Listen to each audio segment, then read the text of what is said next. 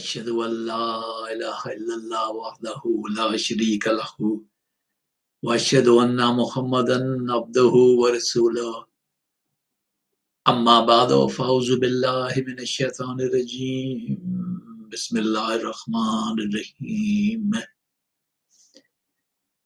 This is study number 27 of the Ramadan Daily Quran Studies for the year 2022, presented by myself, Zahid Aziz, on behalf of the Anjuman Islam Lahore, UK. And we begin with the topic of jihad. And in this study, we look at what is jihad. The word jihad does not mean war. According to classical Arabic dictionaries, it means the exerting of your power to repel something bad. And it can be against a visible enemy, against the devil, or against one's own self.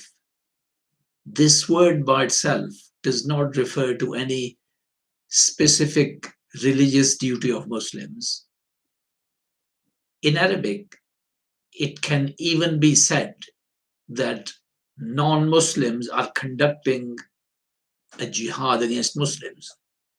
The Holy Quran itself has a verse which reads, وَوَصَّيْنَا الْإِنسَانَ بِوَالِدَيْهِ حُسْنًا وَإِنْ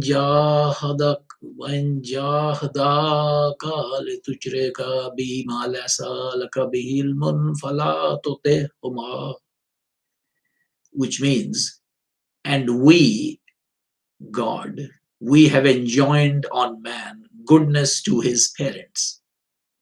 But if they, that is to say the parents, if they strive to make you set up partners with me, and the word for strive there is jahada, if they strive to make you set up partners with me about which you have no knowledge, then do not obey them. And this is chapter 29, verse 8. And there's a similar verse in chapter 31, and it is verse 15. Here, the non-believing parents of a Muslim are said to be doing a jihad against him to make him worship things other than the one God. When the Holy Prophet Muhammad ﷺ was still living in Makkah, and there was no revelation in the Quran relating to Muslims fighting battles, the Quran still mentioned jihad as being conducted by Muslims. This was in the sense of spiritual striving to attain nearness to God. We have the verse, وَالَّذِينَ جَاهَدُوا فِينَا لَنَهْدِيَنَّهُمْ سُبُلَنَا وَإِنَّ اللَّهَ لَمَعَ الْمُحْسِنِينَ, which means, and those who strive hard for us means for Allah, and strive hard is jahadu. And those who strive hard for us, we shall certainly guide them in our ways. And Allah is surely with the doers of good. Chapter 29, verse 69. And the result of this jihad, mentioned here, is stated to be that God guides those who strive in his ways. He gives them guidance. The word jihad is used precisely in the same sense as I've just mentioned, twice in a previous verse in the same chapter. The last verse which I read was chapter 29, verse 69. And earlier in that chapter, we have وَمَنْ جَاهَدَ فَإِنَّمَا يُجَاهِدُ لِنَفْسِهِ إِنَّ اللَّهَ لَغَنِيٌّ عَنِ الْعَالَمِينَ. And whoever strives hard, strives for himself. That is to say, strives for the improvement of his own soul. And here, whoever strives hard, jahada, strives for himself, yujahidu linafsih. Surely Allah is above need of his creatures. Chapter 29, verse 6. So this refers to a person who is striving or conducting a jihad to improve himself. And again, as I said, the word jihad here occurs twice in this particular verse. So even before verse 69 of chapter 29, we have this occurrence twice of jihad as meaning the spiritual striving in verse 6 of that chapter.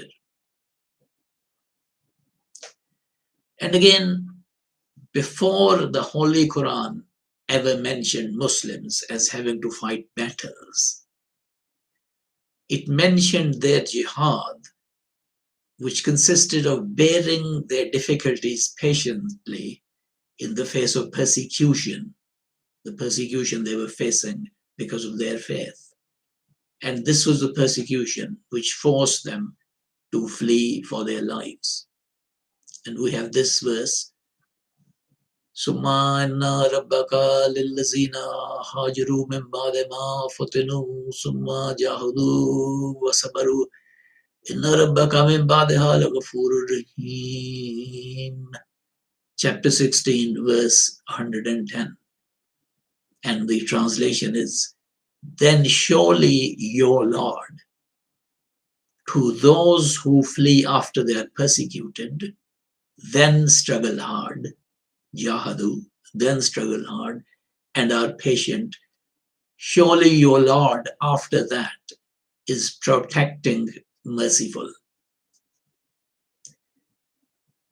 And it is wrongly thought that patience and doing jihad are opposite things, and that you can only do one of these. You can either show patience, which means you do nothing, or you do jihad. And there is a great misconception that at Makkah, before the Holy Prophets moved to Medina, the Quran taught Muslims only to show patience, sabr, under persecution and not retaliate. But at Medina, the Holy Quran changed this teaching and required them to do a jihad of fighting. Now, the error of this view is shown by the verse which I've quoted just now, which was revealed at Makkah. It mentions those Muslims who were migrating from Makkah to Medina while the Holy Prophet still remained in Makkah. And it describes them as doing jihad after fleeing the persecution at Makkah and being patient. They certainly were not fighting any battle. They were struggling hard because of having left their homes, and they were being patient in that struggle. In fact, they had already been struggling hard, that is to say, doing jihad and being patient, while still under persecution at Makkah. And they were continuing this after escaping Makkah to reach Medina. And again at Makkah, Muslims were taught this, وَجَاهَدُوا فِي اللَّهِ حَقَّ جِهَادِهِ. And these words occurred in chapter 22 within verse 78, meaning, and strive hard for Allah, jahidu, strive hard for Allah, with a due striving, haqqa jihadihi. And this is a jihad to attain nearness to God. And it is called here Hakka jihad, meaning the real and true jihad, or the due jihad, the jihad as it ought to be done. And that is the jihad for Allah, meaning to attain nearness to Allah. And it can only mean that because this verse was revealed at Makkah in chapter 22. And another revelation at Makkah is as follows: فَلَا تُطِعِ الْكَافِرِينَ وَجَاهِدْهُمْ بِهِ جِهَادًا كَبِيرًا, which means, so do not obey the disbelievers and strive against them, jahidhum, and strive against them a mighty striving, jihadan kabira. Strive against them a mighty striving with it, wajahidhum bihi. Strive against them with it, a mighty striving. Chapter 25, verse 52.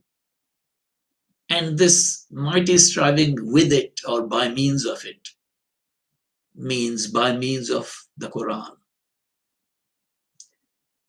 And this is a jihad which, as the verse clearly says, is to be carried on against the unbelievers.